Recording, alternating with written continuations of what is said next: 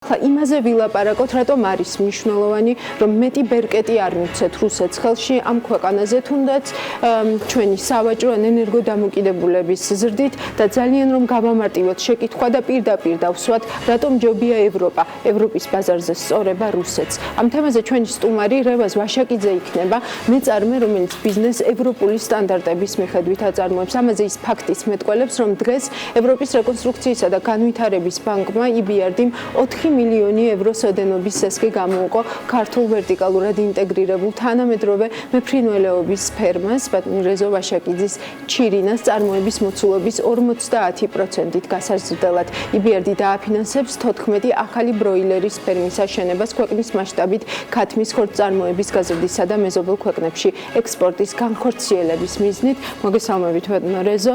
პირველ რიგში ცხადია გილოცავთ და წარმატებებს გისურვებთ. ცოტა დრო გვაქვს შექმნილი ვითარების გამო მოვლენები წამდაუწუ მიცვლება და პრეზიდენტის განცხადებასაც ველოდებით ცოტა ხანში პირდაპირ ეთერში, ამიტომ მინდა მთლიანად თქვენ დაგითმოთ ეს დრო. მე ერთ კითხვას დავსვამ, რატომ ევროპა, ევროპის ბაზარი, რატომ ევროპული სტანდარტი და არის თუ არა საშიში ის დამოკიდებულების ზრდის ტენდენცია, რასაც ჩვენ თუნდაც ვაჭრობაში ექსპორტის სახით რუსეთის ბაზრის სახით ვხედავთ, როდესაც ვხედავთ, რომ რუსეთი მტერია და ეკონომიკური და სავაჭრო ურთიერთობები იმისთვის ხშირ შემთხვევაში პოლიტიკურ ბერკეტად იქცევა ხოლმე. მოგესალმებით და მადლობას გიხდით მოწვევისთვის.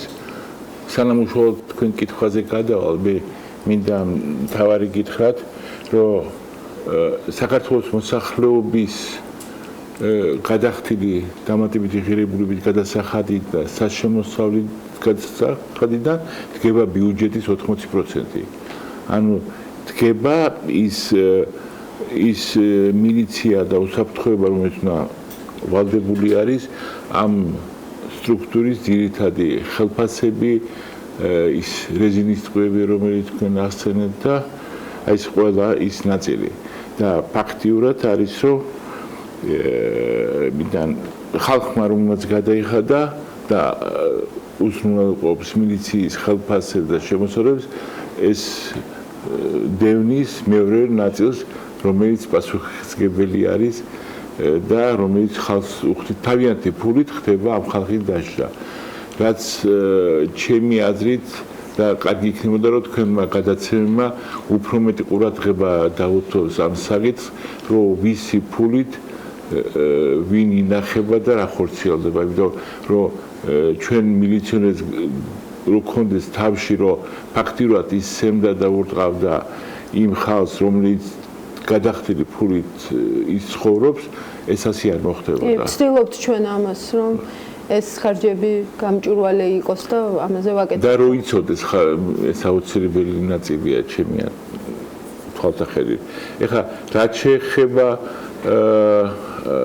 ჩვენ სადარგოდ უნდა დავიჭიროთ ეს ურთიერთობა, ეს ყველაფერი დამოკიდებულია იმ საკანონმდებლო აქტებზე, რომელიც ქვეყანაშია მიღებული.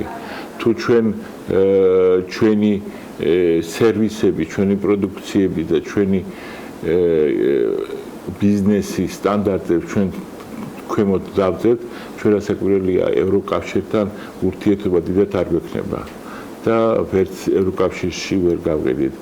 თქვენ თუ გასვოთ, მე მგონი თქვენთან ჩინეთთან დაკავშირებით, რომ ის რაც მივიღეთ კანონები რომ გავხსენით და ვითომ ჩინეთში უნდა გავიდეს ექსპორტი მაშინაც გითხარით კი არ გაიზრდება, ჩინეთთან შემოსული პროდუქცია ჩვენთან შემოვა, რომელიც ფაქტიურად თანამედროვე მიმართულება ჩვენი ეკონომიკური ზრდის არ არის მიმართული, რომ ჩვენთან მოხდეს რაღაცის წარმოება და მიმართულია, რომ ჩვენთან არ წარმოდა, რომ შემოვიდეს და ეს არის ძირითადი მიზეზი, რატომ არ ხდება ექსპორტი.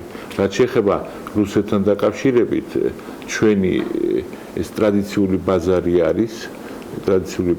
არის და ამიტომ ბევრი ბიზნესი, რომელიც ჩვენთან არსებობს, ცდილობს ნაკლები შრომით მიაღწიოს ამ ბაზას, რომელიც შეიძლება არც ისე ძალიან მდიდარი არის. დიახ, იცით რა არის, ხშირად ისმის ხოლმე მათ შორის ხელისუფლების წარმომადგენლების მხრიდანაც ირიბი მინიშნება ეს კერძო სექტორზე, როცა ამბობენ, რომ აი ჩვენ ხსნით ამ ბაზრებს, აი DCFTA-ს ხელი მოვაწერეთ, იგივე ჩინეთთან თავისუფალ ვაჭრობას ხელი მოვაწერეთ, მაგრამ ბიზნესი მაინც ირჩევს რუსეთს. ეს რეალურად ასეა, DCFTA-ს ხელმოწერით ბაზარი გახსნილია, თუნდაც თქვენთვის დაუშვათ. მაგალითად, კომპანიაზე ჩვენ ჩირინაზე გეტყვით, ესე იგი ჩვენი სტანდარტები წარმოების ძალიან მაღალი არის და საჭირო არის მოლაპარაკება DCFTA-დან, ვთქვათ, ხორცპროდუქტების შეტანაზე.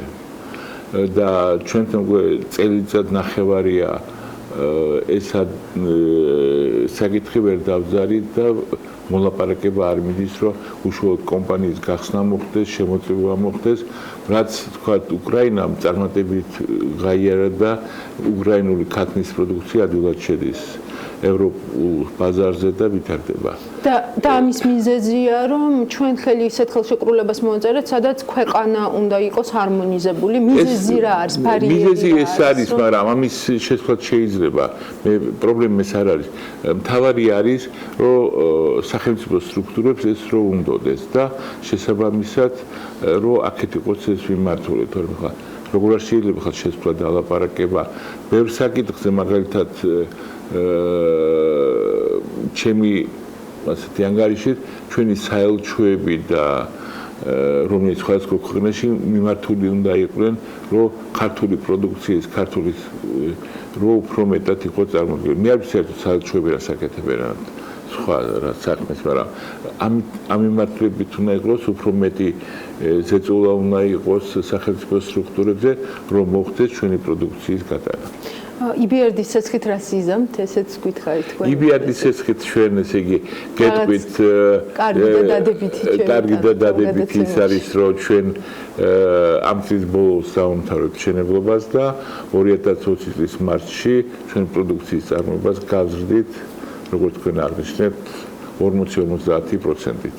მაგრამ ჩვენ დავიწყეთ EBRD-თან ვაჭრო ურთიერთობა გამომდინარე იქიდან, რომ ჩვენ ვაპირებთ სხვადასხვა ქვეყნებში გასვლას და ჩვენ აღვიქვეს EBRD-ს, რომ სხვადასხვა ქვეყნებში ჩვენ დაგვეხმარებიან ამ საკრედიტო ხაზებით და სხვადასხვა ქვეყნის მთავრობასთან ურთიერთობაში.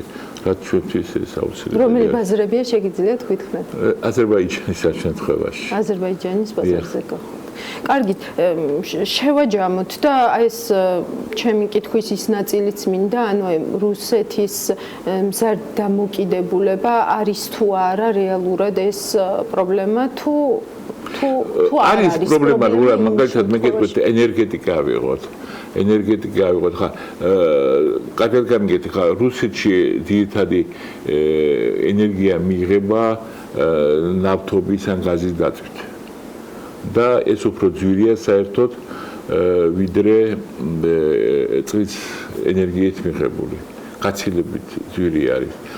და ჩვენ რატომღაც უარს ვამბობთ, მე გეტყვით პირდაპირ ხა წყლის ენერგეტიკის განვითარებაზე, იმიტომ უარს რატო ვამბობთ, იმიტომ დრო გადის და ასეთი არც ახალი არაფერი არ ხდება ამ სფეროში, გარდა მემორანდუმების შეთანხმებისა, თორემ ხა ახალი არაფერი არ აშენებულა დიდი და შესაბამისად კარგად გამიგეთ ნებისმიერ დროს შეიძლება ეს ენერგიის ფასი 5-ჯერ, 6-ჯერ გაიზარდოს და ჩვენ ფაქტურად ვაკუუმში დავრჩებით ენერგიის გარშემო.